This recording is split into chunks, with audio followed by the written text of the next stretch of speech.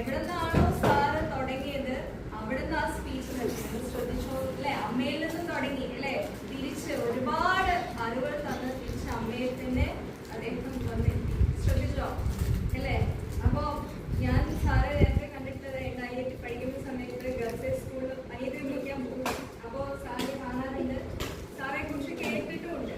അപ്പൊ ഇന്ന് ഇദ്ദേഹത്തിന്റെ ഇത്രയും പ്രഗത്ഭരായ വ്യക്തിയുടെ കൂടെ ഇവിടെ ഇരിക്കാൻ മാത്രം ഞാൻ വളർന്നിട്ടില്ല.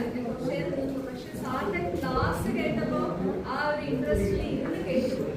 നിങ്ങൾ ശ്രമിച്ചോന്നറിയില്ല അല്ലെ? ഒരുപാട് 1990കളിൽ തുടങ്ങിയ അദ്ദേഹത്തിന്റെ എക്സ്പീരിയൻസ് ഇവിടെ ഞാൻ 1991 ജനിച്ചിട്ടുള്ളൂ. അപ്പൊ നിങ്ങൾക്ക് മനസ്സിലാക്കാം നമ്മളെക്കാട്ട് നമ്മളൊന്നും അപ്പം ജനിച്ചിട്ട് പോലും ഇല്ല അല്ലെ?